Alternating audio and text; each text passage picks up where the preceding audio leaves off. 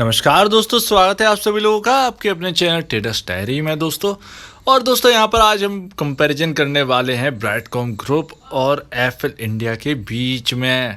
तो दोस्तों जैसा कि हर वीडियो में मैंने कहा था कि एक एफएल इंडिया और ब्रैडकॉम ग्रुप की जो कंपैरिजन की जो वीडियो है वो मैं जल्द से जल्द लाऊंगा और मैं आपके सामने लेकर आ चुका हूँ। तो दोस्तों यहाँ पर काफ़ी इंटरेस्टिंग होने वाला है। हम देखेंगे इसमें ब्रैडकॉम ग्रुप और एफएल इंडिया को कंपैरिजन करके कि फंडामेंटल क्या बोलते हैं, कितना ब्रैडकॉम ग्रुप अच्छा है, कितना एफएल इंडिया अच्छा है, इसके क्वार्टरली और एनुअल रिजल्ट जो है वो कंसोलिडेट और स्टैंड अलोन दोनों के दोनों हम कंपैरिजन करके देखेंगे कि कौन ज़्यादा बेहतर है। वैल्यूएशन को देखेंगे कि वैल्यूएशन दोनों की किसके ऊपर किसकी सबसे ज़्यादा वैल्यूएशन होने चाहिए और कुछ अपनी जो दो तीन बातें हैं वो इसके ऊपर करेंगे। तो दोस्तों यहाँ पर शुरू करते हैं। तो चलिए दोस्तों शुरू करते हैं। यहाँ पर तो ये प्राइस है और देखिए कितना बड़ा डिफरेंस चल रहा है। इसका जो प्राइस है वो इसके 1% बराबर नहीं है, यानी एफएल इंडिया के 1% बराबर ब्रैडकॉम ग्रुप का प्राइस नहीं है। लेकिन अगर आप फंडामेंटल देखोगे तो 1% बराबर आपको एफएल इंडिया ब्रैडकॉम ग्रुप के नहीं लगेगा। तो ये तो अपनी एक वैसी बात है, ठीक है ना, एक डायलॉग है ये जो मार दिया है, ठीक है ना। तो चलिए देखते हैं इसके बाद क्या है। इसके बाद है फंडामेंटल। तो दोस्तों यहाँ पर मार्केट कैप आपको दिख ही रहा होगा स्क्रीन पे, ध्यान से देखिएगा। मार्केट कैप ब्राइटकॉम ग्रुप का 1177.81 करोड़ रुपीस है ओनली। लेकिन एफएल इंडिया का मार्केट कैप 13,652.64 करोड़ रुपए है। अब आप यहाँ पर कंपेयर देखिए कितना ज़्यादा जो है यहाँ पर 10 टाइम्स क्यों दोस्तों, यहाँ पर और भी ज़्यादा 13 टाइम्स ज़्यादा मार्केट कैप है एफएल इंडिया का कंपैरिजन टू ब्रैडकॉम ग्रुप। तो यहाँ पर अपने को जो वैल्यूएशन है वो यहाँ पर 26 गुना मिलना चाहिए था। ब्रैडकॉम ग्रुप का जितना मार्केट कैप है उसका 26-27 गुना यहाँ पर मिलना चाहिए था, क्योंकि कई चीज़ें हैं जो हम आगे देखने वाले हैं। आपको समझ में आया कि इस कंपनी को जो है जो इतना इसका जो मार्केट कैप है उससे 30 गुना ज़्यादा यहाँ पर इसे वैल्यूएशन मिलना चाहिए, यानी ब्रैडकॉम ग्रुप को मिलनी चाहिए। और इसका जो प्राइस है वो लमसम 600 से 700 के आसपास होना चाहिए। एक तो मार्केट में दूसरी सबसे लौती कंपनी है, एफएल इंडिया से काफ़ी कई टाइम्स आगे है। और यहाँ पर वैल्यूएशन देखिए यहाँ पर कितने ज़्यादा कमज़ोर हैं इसके। तो यहाँ पर एक पी रेशियो अगर हम देखें तो यहाँ पर पी रेशियो नहीं, अभी हमें देखना है ईपीएस, अर्निंग पर शेयर देखिए 5.37 है। और यहाँ पर एफएल इंडिया का अर्निंग पर शेयर देखिए 50.58 है। इसमें एक चीज़ है, यहाँ पर एक चीज़ देखी जाती है जो कि है यहाँ पर शायद मेरे ख्याल से जो है फंडामेंटली तो मुझे कुछ लगा नहीं, लेकिन यहाँ पर मुझे एक चीज़ यहाँ पर लगती है कि नंबर ऑफ़ शेयर्स की वजह से जो है वो यहाँ पर एफएल इंडिया का जो है वो ईपीएस जो है वो ज़्यादा दिखा रहे हैं कंपैरिजन टू ब्रैडकॉम ग्रुप। तो ब्रैडकॉम ग्रुप का यहाँ पर, लेकिन ब्रैडकॉम ग्रुप एक सॉलिड एक मल्टी बैगर एक कहें कि बहुत सारी कंपनी जो 400 रुपये की होगी ना, 40-33 रुपये से, एक दो नाम आ रहे हैं मेरे सामने, जैसे इंटेलेक्चुअल डिज़ाइन हुआ, जेलफोन शायद XELP ऐसे कुछ एक करके नाम एक कंपनी है जो 40 रुपये से भाग के 400 रुपये हो गई। आप कोई भी ऐसी कंपनी उठा के देख लीजिए, आप इवन आप KPIT देख लो, आप एक काम करो, आप वो देख लीजिए बिरला सॉफ्ट, तो ठीक है ना। तो ये जो कंपनी जो है यहाँ पर जो 400 500 600 रुपए की हो गई हैं, इनसे अगर ब्रैडकॉम ग्रुप को कंपेयर कर दोगे, आईटी सेक्टर की ये भी है, तो ब्रैडकॉम ग्रुप का अगर कंपैरिजन में अगर ले आओगे तो ये सब जो कंपनीज हैं इनसे थोड़ी 10% ही सही, लेकिन ब्रैडकॉम ग्रुप जो है वो बहुत आगे है, ठीक है ना। चलिए वो बात की बात है। लेकिन यहाँ पर अगर हम देखें कि कौन से स्टॉक सबसे ज़्यादा सस्ता है, कौन सा स्टॉक सबसे ज़्यादा महंगा है, तो पी रेशियो को देखिए। BCG का जो मैं शॉर्ट में बोल रहा हूँ ब्रैडकॉम ग्रुप को, BCG का पी रेशियो देखिए 2.61 है।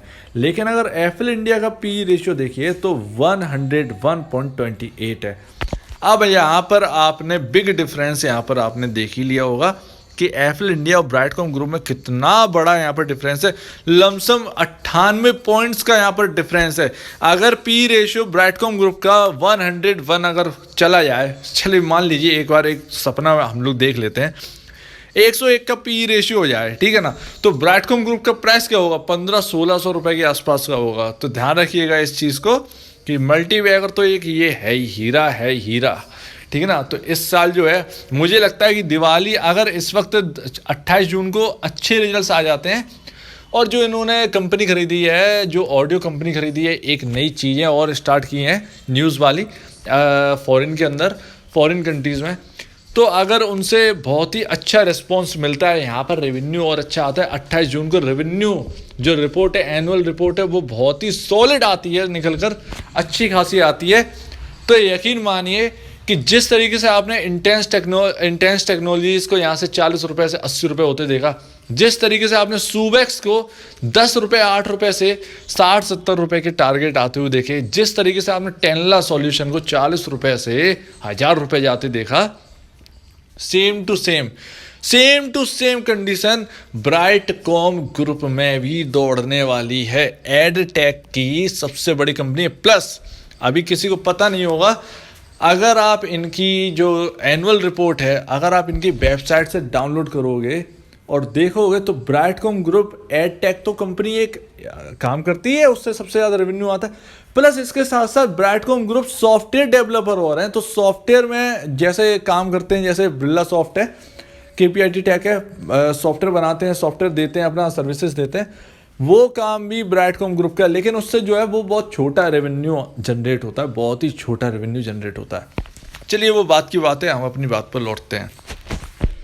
बुक वैल्यू पर शेयर देखिए ब्राइटकॉम ग्रुप का 40.43 है। अरे एक सेकेंड यहाँ पर तो बात तो पूरी हुई नहीं। 2.61 पी रेशियो ब्राइटकॉम ग्रुप का है। इंडस्ट्री पी देखिए 32.77 है। यहाँ पर 101.28 पी रेशियो एफएल इंडिया का है। इंडस्ट्री पी देखिए यहाँ पर नहीं दिया है, लेकिन यहाँ पर सेम इंडस्ट्री पी है, 32.77 ही है। अब 32.77 से कंपेयर करिए 2.61 और 101, कौन सा सबसे ज़्यादा बड़ा दिख रहा है आपको? ऑब्वियसली बात है 101 सबसे ज़्यादा बड़ा दिख रहा है। सबसे कम क्या दिख रहा है? 2.61। मतलब इतना सस्ता आपको, मतलब ये समझिए ऐसा लगता है जैसे हम लोग के लिए, जैसे जो नए लोग हैं 2021 वाले, उनके लिए ही ये स्टॉक रुका हुआ था, ऐसा कुछ लगता है। तो यानी 5 साल में, लिस्टिंग के 5 साल हो चुके हैं इस कंपनी के, 5 साल में डेट फ्री हो गई। और मैं आपको बता दूं, इस कंपनी का बैंकरप्सी में भी एक रिकॉर्ड रहा है। यानी किस तरीके से रिकॉर्ड रहा है, यानी ये बहुत ही मजबूती बात है। पहले आप जानते हैं इसका नाम जो है वो वाइब्रेंट नाम से था, कंपनी का नाम जो है वाइब्रेंट नाम से था। बैंकरप्ट हो गई थी वो कंपनी, पैसा खत्म, कंपनी बंद एकदम। उस बैंकरप्सी से उभर के निकलने में सोचिए कितना बड़ा योगदान रहा होगा इसका, कि ये कंपनी आज देखे किन लेवल्स पे आके खड़ी हो गई है। 3000 करोड़ रुपए कमा रही है बैंकरप्सी के बाद, ठीक है ना। तो बैंकरप्ट हो गई थी एक जमाने में, जैसा एक बार डिज्नी हो गई थी ना, बैंकरप्ट हो गई थी, और डिज्नी ने फिर एक फिल्म बनाई, और उसके बाद डिज्नी क्यों, मार्वल स्टूडियोज जो है वो बैंकरप्ट हो गया था, ठीक है ना। तो एक फिल्म बनाई और उसके बाद देखिए आज कहाँ है, ठीक है ना। तो सेम टू सेम जो कंडीशन है वही इसके साथ है, बैंकरप्ट हो गए थे और आज देखो कहाँ कर यहाँ पर जी स्टैंड कर रही है कंपनी। हालांकि एक बुक वैल्यू पर शेयर की बात करें तो 40.43 है ब्राइटकॉम ग्रुप का, और एफएल इंडिया का 359.76 है। अब एफएल इंडिया देखिए कहाँ पर काम करे, 5050 के लेवल पर, ब्राइटकॉम ग्रुप 14 रुपये 55 पैसे के लेवल पर। तो यहाँ पर कौन सा सबसे ज़्यादा, मतलब एक मल्टी वगैरह बनने की क्षमता रखता है? ऑब्वियसली बात है ब्राइटकॉम ग्रुप है भैया। यहाँ पर जो सबसे ज़्यादा महंगा कौन है? एफएल इंडिया है। उसकी रियल प्राइस ये है 356 रुपये के 360 रुपये के आसपास।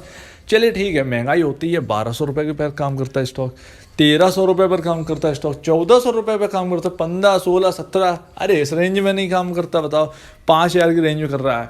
तो अपना जो ब्राइटकॉम ग्रुप है वो क्यों नहीं कर सकता भाई साहब एक अच्छी रेंज में, 200, 250, 300, 500, 600 की रेंज में, जबकि प्रॉफिट इतना ज़्यादा है जितना इसका, अगर हम एक चलिए वो अभी नहीं बताऊँगा, बाद में बताऊँगा। लेकिन यहाँ पर नंबर ऑफ शेयर से जो है वो यहाँ पर ब्राइटकॉम ग्रुप की 83 करोड़ है मार्केट के अंदर, और एफएल इंडिया के 2.67 करोड़ है, जिसकी वजह से एफएल इंडिया का प्राइस इतना ज़्यादा पहुँच गया है। तो यहाँ पर जो है अगर एफएल इंडिया के बराबर अगर कंपनी आती है, जैसे 15-20 हज़ार करोड़ की कंपनी बनती है, वैसे तो मेरे हिसाब से 40-50 हज़ार करोड़ की कंपनी ये होनी चाहिए, वैल्यूएशन वाली कंपनी होनी चाहिए। लेकिन यहाँ पर जो वैल्यूशन है वो यहाँ पर सिर्फ 1,000 करोड़ रुपए इसमें मिला हुआ है। तो चलिए ठीक है, 25,000 करोड़ का भी वैल्यूशन अगर होता है तो इसका जो प्राइस है वो लमसम 300 से 400 रुपये हो जाएगा। और यूँ तो अगर बात करें कि 25,000 करोड़, तो यहाँ पर ऑब्वियसली बात हो सकता है, बिल्कुल हो सकता है दोस्तों। एक लौती अगर हम देखें, एक कहा नहीं जाता, एक स्ट्रॉन्ग प्लेयर, सिर्फ 2 ही स्ट्रॉन्ग प्लेयर हैं इस फील्ड में, एक एफिल इंडिया है, एक ब्रैडकॉम ग्रुप है, और कोई तो है नहीं। तो अगर और कोई नहीं है तो सबसे स्ट्रॉन्ग प्लेयर इन दोनों में से कौन है? ब्रैडकॉम ग्रुप है। तो ऑब्वियसली बात है ब्रैडकॉम ग्रुप को एफिल इंडिया से ज़्यादा वैल्यूशन मिल सकता है। तो यहाँ पर 15,000 करोड़ के आसपास एफिल इंडिया को वैल्यूशन मिल रही थी, तो ब्रैडकॉम ग्रुप को तो कम से कम 25-30,000 करोड़ की तो वैल्यूशन यहाँ पर मिलना ही चाहिए। चलिए ठीक है, बात करते हैं। यहाँ पर हमने समझ लिया कि स्टॉक जो है ब्रैडकॉम ग्रुप वो लत्तड़ है, एकदम सस्ता है, एकदम मतलब वो नहीं कहते हैं दिल्ली में जो रोड पे लगे रहते हैं सस्ती एकदम बनियान वैसी वाली जो चलती ज़्यादा है, तो सेम टू सेम वैसे ही है। चलिए, अब ये बहुत ही इंपॉर्टेंट है, यहाँ पर हंसी मजाक नहीं करें, यहाँ पर एक चीज़ समझेंगे, लेकिन हाँ होगी थोड़ी बहुत। ये स्टैंड अलोन है और क्वार्टरली रिजल्ट है। आप जानते हैं कि ब्रैडकॉम ग्रुप के रिजल्ट जो है वो 28 जून को आने वाले हैं, सबसे इम्पोर्टेंट डे हम लोग के लिए होने वाला है। लेकिन यहाँ पर जो एफिल इंडिया है उसके रिजल्ट आ चुके हैं 2021 मार्च के, तो हम 2020 दिसंबर के और 2021 मार्च के एफिल इंडिया की जो क्वार्टरली रिजल्ट हैं दोनों कंपेयर करेंगे। ये मत सोचिएगा कि यहाँ पर अरे ये तो रिजल्ट आए नहीं है, उसको भी हम बाद में कंपेयर कर लेंगे, लेकिन पहले हम इससे कंपेयर करके देख लेते हैं कितना ज़्यादा दूध का दूध पानी का पानी है। तो यहाँ पर 2020 से दिसंबर की बात है और नेट सेल है ब्रैडकॉम ग्रुप की 83.54 करोड़ रुपीज़। लेकिन अगर हम एफिल इंडिया की बात करें तो 2021 मार्च की रिपोर्ट के हिसाब से 72.23 करोड़ रुपए की नेट सेल है। ये स्टैंड अलोन है, ध्यान रखिए, ये सिर्फ इंडिया के बिजनेस की बात कर रहे हैं, इंडिया के बिजनेस की, जो कि मैं कह रहा था कि इंडिया के बिजनेस में ज़्यादा जोर नहीं है। और यहाँ पर पीबीटी सबसे नीचे लिख के आ रहा है, पीबीटी यानी प्रॉफिट बिफोर टैक्स, तो 0.60 यानी इसका मतलब क्या है, 60 लाख रुपए का प्रॉफिट बिफोर टैक्स से, टैक्स बनने से पहले। एफिल इंडिया का देखिए प्रॉफिट बिफोर टैक्स सिर्फ इंडिया में ज़्यादा काम करती है, तो पीबीटी देखिए 15.98 यानी 16 करोड़ के आसपास का यहाँ पर प्रॉफिट बिफोर टैक्स, यानी टैक्स देने से पहले जो इनकी प्रॉफिट है वो इतना है। तो यहाँ पर ऑब्वियसली बात है एफिल इंडिया का ज़्यादा दिख रहा है, अच्छा बेहतर ही है। टैक्स देना है यहाँ पर जो यहाँ पर जो बचा है वो सिर्फ 14-15 लाख रुपए बचा है। ब्रैडकॉम ग्रुप को इंडिया के बिजनेस से हर क्वार्टरली 4 महीने में कमाती है 15 लाख के आसपास, 14 लाख के आसपास, लेकिन एफिल इंडिया 10 करोड़ रुपए क्वार्टरली कमाती है। तो चलिए, हमने यहाँ पर स्टैंड अलोन क्वार्टरली देख लिया। अब यहाँ पर देखते हैं सबसे बेहतरीन चीज़, ये कंसोलिडेटेड है, यानी सारी की सारी कंपनियां एफिल इंडिया की मिली हुई हैं, सारी की सारी कंपनियां ब्रैडकॉम ग्रुप की मिली हुई हैं, और उनका जो रिजल्ट है टोटल वो आपके सामने में। तो यहाँ पर नेट सेल जो है वो यहाँ पर 2692 करोड़ रुपए की है ब्रैडकॉम ग्रुप की। ब्रैडकॉम ग्रुप की जो है वो यहाँ पर 2692 करोड़ रुपए है। और यहाँ पर एफिल इंडिया की नेट सेल की बात करेंगे तो 516 करोड़ रुपए एफिल इंडिया की सालाना, यानी 2021 मार्च के हिसाब से टोटल जो सेल है एनुअल 516 करोड़ रुपए है सिर्फ। तो यहाँ पर एक तो सेल्स में आपको दिख गया होगा चीटी बराबर है, यहाँ पर सेल्स जो है वो एफिल इंडिया की ब्रैडकॉम ग्रुप के सामने चीटी बराबर है। और यहाँ पर अगर हम पीवीटी देखें तो ब्रैडकॉम ग्रुप का जो पीवीटी है वो 617.14 करोड़ रुपए है। एफिल इंडिया का पीवीटी यानी प्रॉफिट बिफोर टैक्स, टैक्स देने से पहले जो है वो 148 करोड़ रुपए मान लेते हैं, 148 करोड़ रुपए। टैक्स भरा एफिल इंडिया ने 12 करोड़ 88 लाख रुपए का, यानी सीधे सीधे ले लेते हैं 12 करोड़ 90 लाख रुपए का, ठीक है ना। तो ऑब्वियसली बात है इसकी जो इसकी एफिल इंडिया का जो प्रॉफिट है टैक्स काटने के बाद वो बना होगा इनका लमसम 135 करोड़ रुपए के आसपास का जो प्रॉफिट है वो सालाना एफिल इंडिया का हुआ है। अब बात करते हैं अपने प्यारे ब्रैडकॉम ग्रुप की। तो पीवीटी देखिए 617 करोड़ मैंने आपको बता ही दिया, टैक्स इन्होंने सालाना चुकाया 177 करोड़ रुपए, 177 करोड़ रुपीस। जितना भाई साहब का प्रॉफिट है, प्रॉफिट बिफोर टैक्स, उतना तो इनका टैक्स है ब्राइटकॉम ग्रुप का।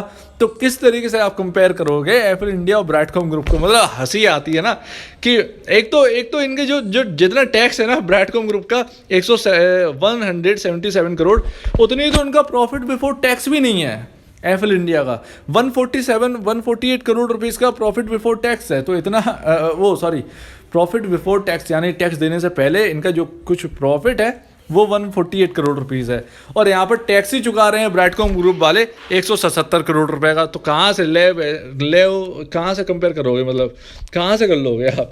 तो यहाँ पर हंसी आती है। तो यहाँ पर जो प्रॉफिट है टैक्स काटने के बाद ब्राइटकॉम ग्रुप कमाती है सालाना 460 करोड़ रुपए के आसपास का यहाँ पर प्रॉफिट हुआ है। ये तो अभी 2020 की रिपोर्ट है, 2020 मार्च की है। ये तो एफएल इंडिया की 2021 मार्च की है। अभी हम लोग को जून 28 जून को जो रिजल्ट आने वाले हैं 2021 से मार्च के, उसे कंपेयर करके देखेंगे और देख लेना इतना बेहतरीन होगा कि एक आग सी लग जाएगी स्टॉक के अंदर। तो ध्यान रखिएगा, यहाँ पर मैं बता रहा हूँ ना, तो जितना ये टैक्स भरते हैं सालाना, उतना तो कई कंपनीज का प्रॉफिट होता है साल पर। मतलब कई कंपनीज इतना साल पे कमाती हैं। कुछ आईटी सेक्टर की कंपनी जो 400 रुपये घूम रही हैं, उनका भी इतना प्रॉफिट नहीं है। चलिए ठीक है, वो बात की बात है, लेकिन इसके बारे में कमेंट सेक्शन में ज़रूर बोलिएगा। अब बात करेंगे इसके असेट्स, किनके पास कितने असेट्स हैं। तो ब्राइटकॉम ग्रुप के पास 3266 करोड़ रुपए के अपने खुद के असेट्स हैं। लेकिन अगर हम एफएल इंडिया को देखेंगे तो 424 मान लेते हैं इज्जत के लिए, ठीक है, 424 करोड़ के असेट्स हैं इनके पास एफएल इंडिया के 2020 मार्च के हिसाब से। और 2020 मार्च के हिसाब से 3266 करोड़ के असेट्स इनके पास है, यानी बीसीजी के पास है। तो यहाँ पर कितना बड़ा यहाँ पर आपको डिफरेंस दिख ही रहा होगा। आपको मेरे ख्याल से हंसी भी आ रही होगी और एक फील भी हो रहा होगा कि हाँ भैया, इस कंपनी के जो है वो शेयर होल्डर हैं हम। नहीं चल रही, ठीक है, आईटीसी जैसा है, एकदम नहीं चल रही, जब चलेगी तो धूम मचा देगी। तो सेम वैसे ही है। तो यहाँ पर आपने देख ही लिया होगा कि असेट्स जो है वो ब्राइटकॉम ग्रुप के पास है, जबकि वैल्यूएशन ब्राइटकॉम ग्रुप की इतनी नहीं दे रही है मार्केट, जितने की एफएल इंडिया को दे रही है। 15,000 करोड़ के आसपास की वैल्यूएशन है एफएल इंडिया की, लेकिन मार्केट कैप चीटी बराबर 430 करोड़ रुपए। यहाँ पर असेट्स हैं इनके पास 3266 करोड़ रुपए के असेट्स हैं एफएल ब्राइटकॉम ग्रुप के, और वैल्यूएशन अब जाके इन्हें मिली है 5 साल बाद 1100 करोड़ रुपए की। तो यहाँ पर देख ही रहे बिग यहाँ पर जो अंडर परफॉर्मेंस है वो इंडियन मार्केट में छाया हुआ है, प्लस इसके साथ साथ ब्राइटकॉम ग्रुप में भी छाया हुआ है, क्योंकि सबसे गंदा मार्केट अपना ही मार्केट है पूरे वर्ल्ड में। अब यहाँ पर एक बहुत जो मैं बताना चाहता था, यहाँ पर एक बहुत ही बेहतरीन आपके सामने एक चीज़ रखी हुई है, ब्राइटकॉम ग्रुप और एफएल इंडिया। अब इसमें खास क्या है, आप कहेंगे कि इसमें खास क्या है?